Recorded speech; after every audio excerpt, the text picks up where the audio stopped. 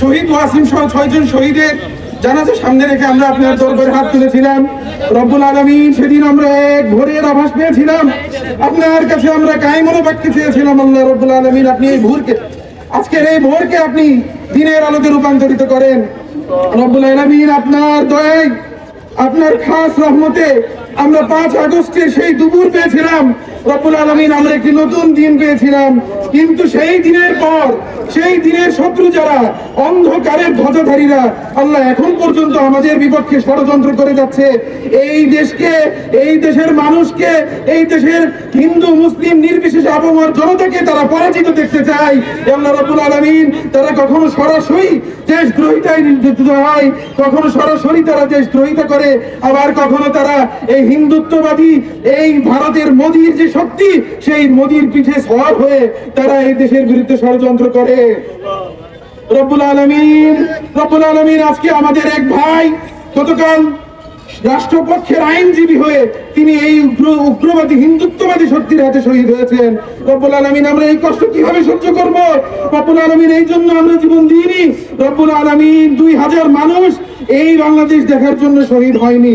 রব্বুল আলামিন আজকে এই পতিত ফ্যাসিবাদের শক্তি যারা আজকে হিন্দুত্ববাদী শক্তির পিঠে সওয়ার হয়ে এই বাংলাদেশকে ধ্বংস করতে যাচ্ছে, আপনি তাদের হাতকে ধ্বংস করে দেন।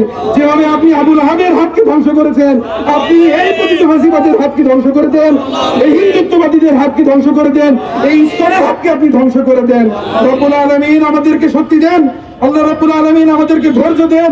এই বিশাল ভিন্ন এই যে ষড়যন্ত্রকারী শক্তি তাদের বিরুদ্ধে লড়বার, এই বাংলাদেশের মানুষকে রক্ষা করবার, এই বাংলাদেশের প্রতিটা মুসলমানকে রক্ষা করবার, এই বাংলাদেশের প্রতিটা হিন্দুদেরকে রক্ষা করবার, এই বাংলাদেশের প্রতিটা খ্রিস্টানকে রক্ষা করবার তৌফিক আমাদেরকে দেন।